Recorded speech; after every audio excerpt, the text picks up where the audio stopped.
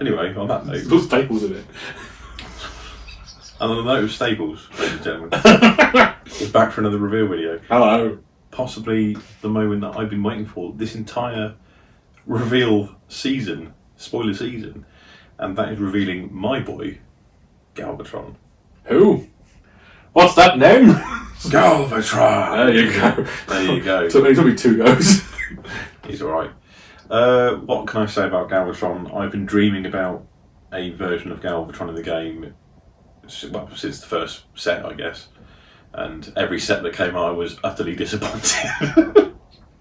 And who knows, had the game continued sooner than later, we probably would have had one. But I got the opportunity to make a card. This was the first card I thought of, because naturally he's my favourite dude. And I wanted to make something that felt fairly competitive and strong, I'll be honest, but nothing that couldn't be dealt with. And I think in testing, it's the results have been pretty fair. But shut up. Anyway, let's go on to how the card looks. So to my left, your right, you will see Galvatron, Maniacal Tyrant. Yes. So he is a large lad, 12 stars, and he has 5 attack, 17 health, and 3 defense in alt mode. And of course, he is a tank. 17 health and 3 defense. That's totally OP. It's bust. He's a leader. He's a tank. He's ranged. He is your standard tank boy. I mean, I'd say, roughly on par there with Lord Megatron for the 17 health, 3 defense in tank mode. I think attack is slightly higher, but oh well. Galvatron's stronger than Megatron anyway, isn't he? So every time I gush about Galvatron, I say, no, shut up. I'm not wrong though. Anyway, so he's got a very interesting ability. When you flip to this mode, you may scrap an upgrade. Interesting, you say? That's very strong. It was originally just utilities, because the idea was to keep it in keeping with him destroying the crown, the Starscream's crown, or Decepticon crown in this game. So it was just scrappy utility. But in testing, everyone was like, this feels a little lackluster. I liked it because there's not much in the game that targets utilities. And this felt good, but actually, you know what? Removing any upgrade, I think is fine. It's strong. It's Galvatron. He's a super rare level character. He needs good abilities, I feel. Now we move to. Sorry. I was going to say, yeah, basically, otherwise you're playing him as, I'm going to get rid of a pocket processor every now and again. Because that's kind of it. Yeah. It depends on what that you're coming up against, but let's face it, the most commonly run utility in the game is pocket processor. Yeah. Or toolbox at the minute. So. Anyway, let's move to his bot mode. Now, this is going to boil people's proverbial urine. He has 7 attack, 7 attack, 1 defense in bot mode. He is meant to be a glass cannon in this mode, so he hits hard, but can be quite frail. It's his ability though that is going to cause some controversy. He's leader on range, don't you? He's leader in range. When this attacks, if his upgrades include at least white, blue, green, and you flip at least white, orange, black, deal 4 damage to an enemy. Yes, ladies and gentlemen, it's a mini OA. And I like it. I like it a lot. People that are trying to play OA tanks, OA tanks is okay, but falls down often to upgrade removal. It is one of those things where you play it for the funsies, and when you get it off, it's like, oh boy, I've just done 15 damage to someone. Whereas this, for lower investment, you can get 4 attack damage off. And you can do that consistently, which is great. It does mean he will pretty much always be the target, because, like I said, he's got an amazing ability, great attack stats, and he's able to do 4 damage. And, coming from testing, yes, against things like Sky Shadow, he can go toe-to-toe with Sky Shadow. I think we need more stuff that can go toe to toe with Sky Shadow. So let's mix things up a little bit, right? No more Horribles, no more Fangries. Let's get this guy instead. So yeah, it's obviously you're going to want a weapon on him that's got some bold. Maybe there's something for Galvatron that can do that, but we'll get to that in a second.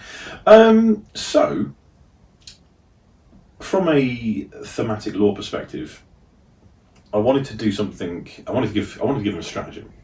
I think following a theme where, well, say theme from the previous set, where SRT's got stratagems, it felt right to give Galvatron a stratagem. This one I wanted to have it, from a lore perspective, tap into the fact that in the comics and in the cartoons and stuff, Galvatron went a little bit crazy. He went a little bit nuts, and he would always take it out on his team. So we gave him Barbaric Rage, the stratagem, not the movie. And it's a 2-star stratagem, so it will bump the cost of Galvatron to 14. Your Galvatron Maniacal Tyrant has +3 health, taking him to 20. While Galvatron is in bot mode, he has +3 attack, and when this attacks, do 2 damage to one of your characters.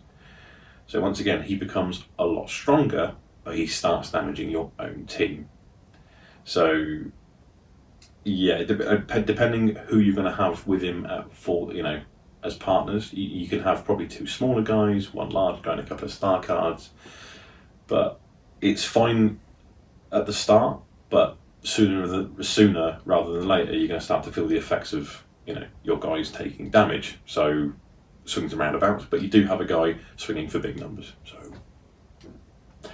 the option's there, but I feel this kind of fits in. It's in keeping with his lore of the character. And then he got his mind fixed on some planet by some weird aliens. But anyway. I got that as well. Yeah. So we've given him. I designed a upgrade for Galvatron called the Particle Cannon of Galvatron, because why not? It's a put on Galvatron only, +2 attack, bold 1. Quite simple. This went through a lot of changes. Get into that. It is a blue-green, so it helps with his ability as well of having a blue-green upgrade. And it's bold 1 as well. So if you get that on him, you're part of the way there to getting his ability off. Like I said, it's a put on Galvatron only. Looking at other things, there is backup beam is probably a go-to generally. So, and that's also a blue-green card, which gives you bold 2, which is actually a better chance of getting his flip for ability. But this also felt a bit more in keeping with him. It's his cannon, it makes him a bit stronger, and it gives him a slight bonus to getting that ability off as well. So that's pretty cool. Finally, there was one more card that I'm revealing today, and it's an action card called This Is Bad Comedy. I like this card. It's a great card.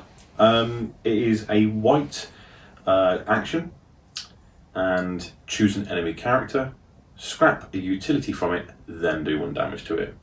It's that, once again, little nod back to the 80s movie where Galvatron comes in, crushes the crown, and kills Starscream. I'm not a fan of that though. I'm a big fan of that. So yeah, once again, originally designed just a bit of an lore in-keeping joke of I'm here to crush crowns. Well, again, once you'd shifted it away from Galvatron, like actually taking that ability off him because it didn't feel quite good enough, it then just made sense to go, I still want that to be a thing, so let's pop that on an action card, and then just do 1 extra damage as well because it's Galvatron. Yeah, exactly. He's flipping the bird, if you will, and going, yeah, sure your upgrade, take a damage. And once again, it's I don't feel there's much. There's disassembles, there's bashing shields, there's all sorts of stuff that gets rid of armors and weapons. There's not as much that targets utilities only. So felt like a space that needed filling, and that felt in keeping with the theme as well of Galvatron. Yeah, there he is. Hope you like him. Sorry, you don't like him. I like him a lot. He was. I'd say he was hard to design. I think he was hard to make sure that he was not too over the top. I think there was just various changes to health and stat values mainly. The ability was always the same, I think, from the beginning. It was just getting his stats right, and like I said, he is definitely on the upper end of stats for a character of his star level. But like I said, I think we've discussed this before. There's nothing wrong with making stronger characters to match stuff that is equally as strong already in the game, and there is plenty of that, I think. Yeah, again, like every set of cards has its winners and losers. You know, like anyone play armored plating? Anyone play primary lasers? Like, there's better options out there. You know, and I'm not saying that every way you should play cards that make older cards obsolete, but every wave of cards is going to have a card that you go look at and go, that's the strongest card in that set, or that's a very strong card in that set. You cannot design a set of cards where you still can go, yeah, that's a nice level playing. All of those cards are perfectly even with themselves. They'll do different jobs. They will have different things that they do. So some are going to be a bit stronger than others. So you can't go into a design process and go, nothing can exceed this imaginary line we've set up for strength. Because again, when the next wave comes out, cards that weren't that strong might then become stronger. Yeah. And vice versa, you know. And that's the aim, is really to keep that thing moving, as opposed to just going, oh yeah, let's just keep it like that. It's to suddenly go, well, all of these older cards are now better, and then, and just have cards kind of come back in and out of vogue, really. I think that's the better way of doing it. And then you go through all those old cards that have been sat in your collection for months that you don't use anymore. Yep. And suddenly go, oh wait, with this character and that card, oh, that's now suddenly really good. Yep. Oh, there's a bit of the bubbly. You know. Yeah. So yeah, let us know what you think of Galvatron. Is he too strong? Is he going to break the game? He's not. He's easily destructible. It's Galvatron. There's so much room for the game. Like he's doing mini OA stuff, and we already know that OA is easily disruptible. Yes, it's easier to get off, and then hostilities will stop that. There are all sorts of things you can do to stop Galvatron from doing that. Own hostility, sabotage armaments, holomat projector, take cover, as well as things like ramming speed, battery shield. Yes, yeah. It's not impossible. Enforcement patterns, yeah, all that kind of stuff. And then the payoff for it is like almost like 25% of an OA. It's just a little bit over a quarter of it. It's not. Yeah. It's not even that bad. Yeah. But it does, to me, bring out because Galvatron is about raw power. He's all about showing, like, here I am, here's my blaster, like that, and that card to me does that. So again, I think if you'd gone, here's my Galvatron, and he's like a 10-star character who's middle of the road, who's kind of okay, and but perfectly balanced, it wouldn't have felt as good. You'd feel disappointed. You'd go, yeah, he's okay. And you don't want that. No, you want a strong character with, and he's the first one.